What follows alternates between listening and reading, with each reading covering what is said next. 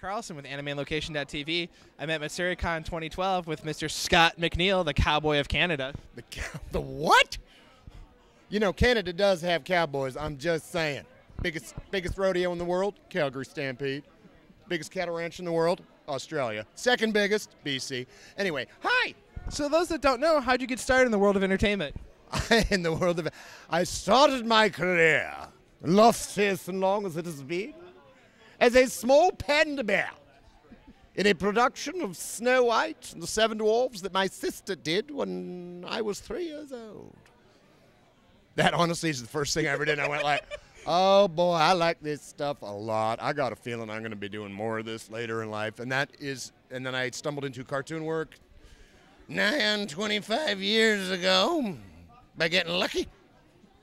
And I've been doing it ever since. And I get to do for a living what I used to get kicked out of school for. It's wonderful, you know. Right. Now, it says in your bio that you're actually native to Australia, and now you're a resident of Canada. How do you feel that cultural, moving has actually helped with your acting? Well, I can drink beer in 17 different languages, if that's helpful at all. I moved from Australia when I was very young lad. So I was not, and I was up in Banana Bender country anyways, where there is no culture up in Queensland. So has it helped? I don't know. It's probably just made me weirder, and that's always part of it. I watch and learn everywhere I go. Like, I see somebody walking down the street, I go, that's kind of a trippy walk, and I'll get in behind them and say, they're going, that man is mocking you. It's like, no, I'm embracing you. The more you'll see, my friend, the more you will learn. Now, you're very well established as a voice actor. Your first role was all the way back in 1988. How have things changed for you in the voice acting community since you got started? Well, we use microphones these days. That helps. In the old days, you took the tape and you held it up and you yelled at it. And the word starts right, tape. That freaks me out, because honestly, when I started we were recording on analog tape. Now, in the entire animation world, there's nothing tangible. No. There's no cells, because the animation is all done computer. Everything's recorded digitally. So, you see a wonderful Pixar world created, and you go, all that is ones and zeros. It's just little electronic beep. You can't stick your finger on anything. It's very strange. And yet, these worlds exist, and they're wonderful. Now, you've had the chance to work on some of the Mafia video games, Godfather and Scarface. Did you watch the movies to get inspired for the series? I have seen the movies. That is my thing. As far as sitting down and definitely prepping, no. Oh, no, that's not true, actually. The Godfather one, originally I was Sonny and Fredo. And so in that one they wanted specific voice matches. So I went, okay, I better learn this stuff and make it good. Scarface was just like, how random do you want to get, man? And it's like, no, you're not doing frickin' Tony Montana. Hello to my anyway. So that one I was creating an original character for, so I just created an original character. I did go out and whack a few people, though, just to kind of get limber. What's it like to have the chance to interact with fellow voice actor Christopher Sabat when it comes talking to DBZ? You mean the dueling piccolos? I tell you, it can get pretty damn crowded in that pickle jar. I love Chris, and I'm saying that for the record, not just because he's standing behind me with a loaded weapon. You're freaking me out, Chris. I met him first time ever at a con, and we had set up this sort of piccolo panel. And I was like, Chris is a nut, man. I love the dude. And he's a talented mofo, too. You've worked on a number... reading off of this, by the way. This is all completely ad-lib. No, Spontaneous.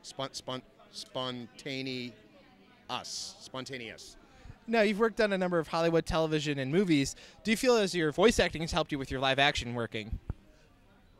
Boy, you and your damn good questions. In some regards, it's actually hindered it, because there is this perception that, oh, no, he's a cartoon guy. So where I find it has helped is, it's very, like when I do go in and when I work now, it tends to not be, hey, I found this in the alleyway, Mr. Scully. When they've got weird characters that's the work that I get, because I can do that stuff. So they go, and I just played Going back to my native tongue, I did a movie called Tasmanian Devils, and I played a bushranger named Whitfield, James Whitfield, who gets a nasty demise coming to him in the end. And they were like, "Wow, it's bringing character into it." There are some times, especially in television, it tends to be very much, you just, hey man, just, you absolutely just be you, and it's like, yeah, me be me, whatever that means. Whereas I come from more of theater and with the voice, so I will come in with characters, and freaks the directors. They're like, you know what? That's a really strong choice. Sometimes it's the wrong choice, but then go, okay, well, how do you want it? And they go, well, play them like this. Boom, done. Because I'm used to that from the studio. You're playing 6, 7 different characters in the same show, and it's and stuff goes on the fly. So they're like, yeah, you know what? That was good, but can you change that up? And try giving him add a little bit of this into So we get good at shifting on the fly. You just dip into the toy box and go, okay, I'll add a little bit of this, poof, a dash of that, throw in a little pesci, boom, it's done. What do I amuse you? Yeah. Am I a freaking clown here? Sorry. All right. Now, in your long, successful career as a voice actor, what would you say is your most favorite role you've ever done? All of them that pay me money. They're all fun.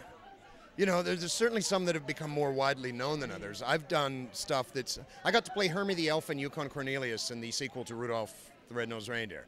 That blew my mind.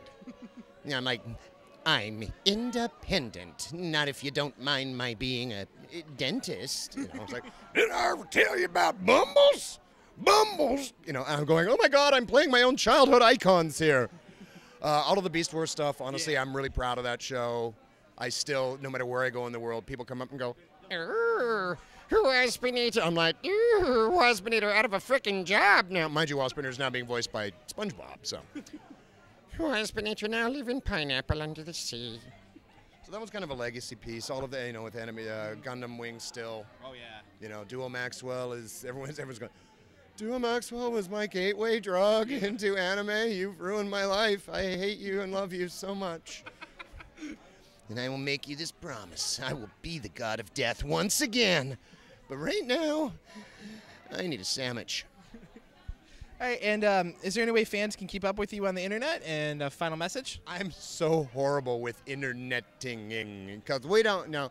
Once we get the interwebs in Canada, it's going to be bettery. Because right now, it's mostly just like, handwritten messages tossed back and forth. You find someone going that direction, you say, hey, if you see the feller, just drop her off, eh? But I have a Facebook account, and I don't know how to fix this because it's full. It's like, your Facebook is filled. And I'm sort of functionally computer illiterate, except for my excessive computer gaming. For the horde! But, you can get on there, and you can always message me through that. It sometimes, may take a few decades before I figure out how to find the message that's scrolled. Because once it goes off the top of the screen. All right, and any cool upcoming projects you want to pimp out for your fans? Oh, I got huge, cool upcoming projects coming up. Right now, I'm working on, which is going to be so freaking awesome. What else can I talk? I can actually talk about where I'm playing with the huge in that one. Well, maybe I'm not allowed to talk about these. I just did an episode of Psych, actually, which I'm really excited about because I hope.